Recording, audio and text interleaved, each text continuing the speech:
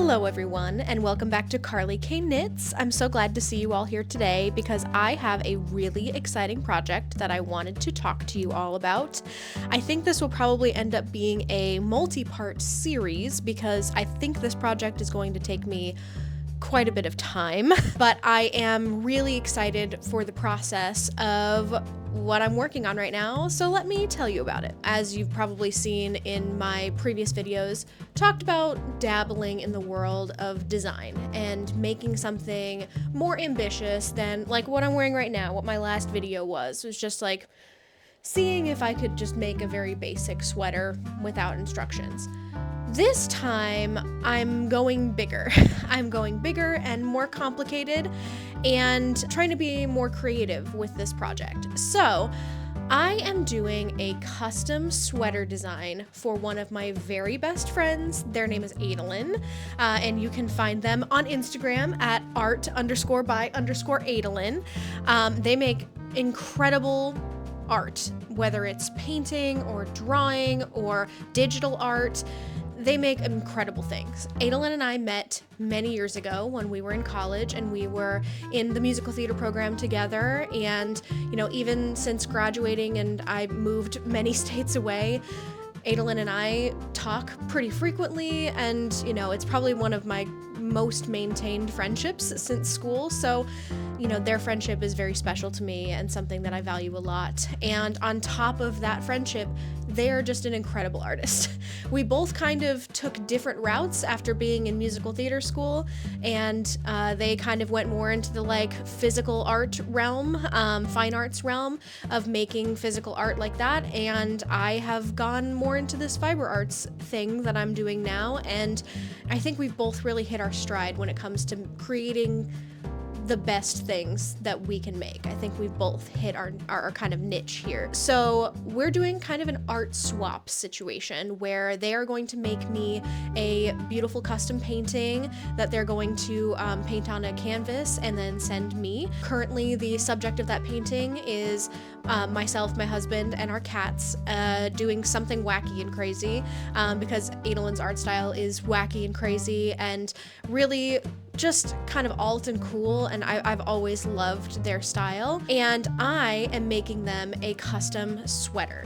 I have shown them the things that I've made over the last couple of years, and among my friends, a few of them have said please make me a sweater.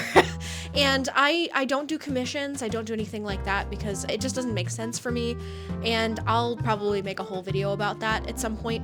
But I am down for a swap, especially knowing the time and effort that goes into Adalyn's work and them knowing what goes into mine. I think that we're going to make a really great swapping situation. I know that they're working separately on our painting, and I am working on, prepping to make sure that I can make this awesome sweater for them. They are very spooky and witchy and Halloween-y in vibe. Adalyn goes nuts for Halloween, loves those vibes, and requested that I make them a Halloween spooky vibes sweater.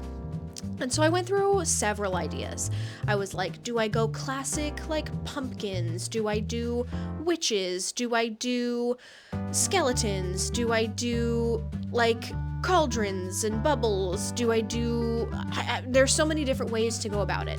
And I decided that what probably would be best is to just get some inspiration from Adalyn's art itself. Because the stuff that they make is exactly on point of what I would want to make them for a sweater. So I scoured their Instagram. I looked through all of their art, and I found what you can see here behind me is this sketchbook page that they posted on Instagram, I think literally years ago. But I just thought that this very simple line art style with these drippy skull foods was really cool. And I went through a couple different iterations of which one of these and how I wanted to incorporate this kind of style into a sweater. I'm going to be making a circular yoke turtleneck-ish sweater, and I am going to do a circular color work chart on it. And my first thought was to do just as close as I could to match this drippy cupcake. I thought that the drippy cupcake would look really cool knit up. So I started trying to overlay that into a colorwork chart designing tool.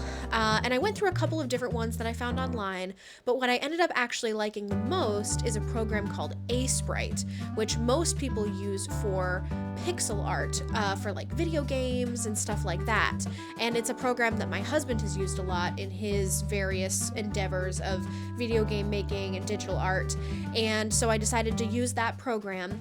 And in that, I, made a couple of mock-ups, some things that I thought might work out with the cupcake. And what I've determined in that first round of trying is that the stripies in the bottom of the cupcake to make it look like a cupcake are too close together, and I can't get the detail that I want out of it necessarily. So I decided to go kind of a different route. I liked the idea of skulls and I liked the idea of drips.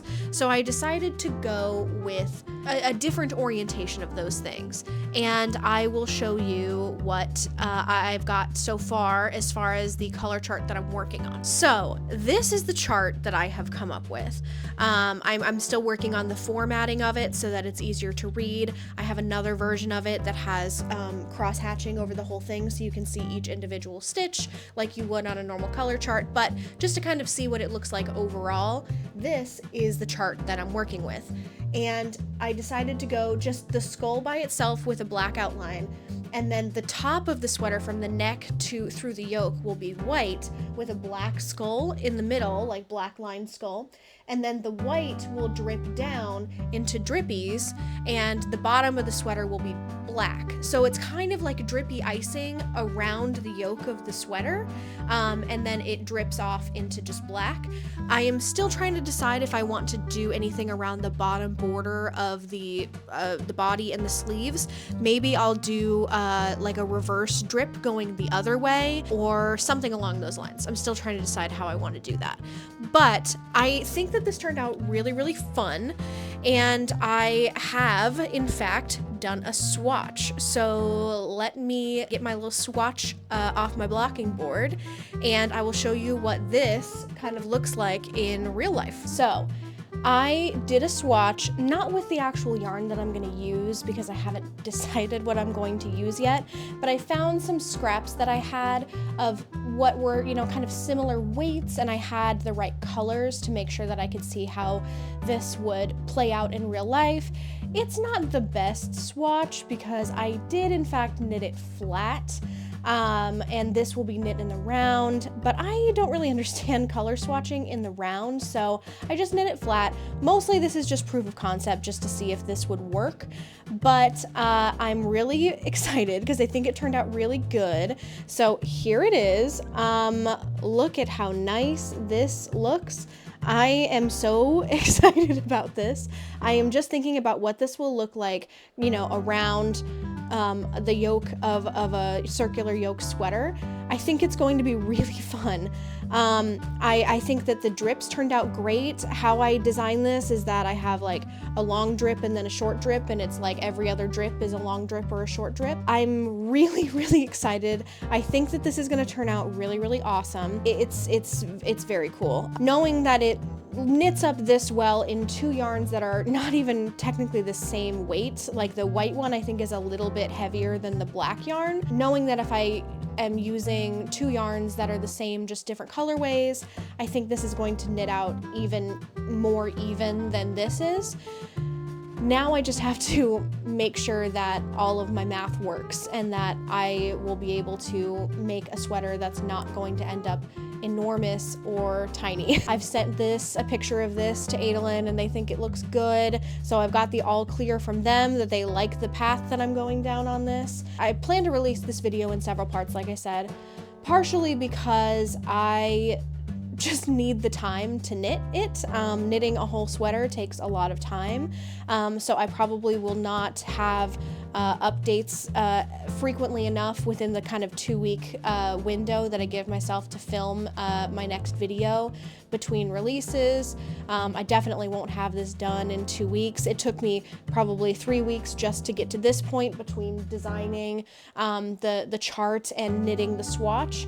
I also need to buy some yarn. I still have to figure out what I'm going to use for this, and I need to actually get it. So whether I get it from a local yarn store or if I order it, I have to have enough time to go figure that out. So like and subscribe so that you get notifications when part 2 comes out, and I'll be able to give kind of an update on the beginning of making the actual garment now that the planning stage is like nearly done. We'll see how much of that planning goes out the window the further into this project that I get. I have a feeling that I'm sure at some point my math will be wrong and I'll have to go in and make some adjustments to the chart, adjustments to the pattern, because that's just how it goes.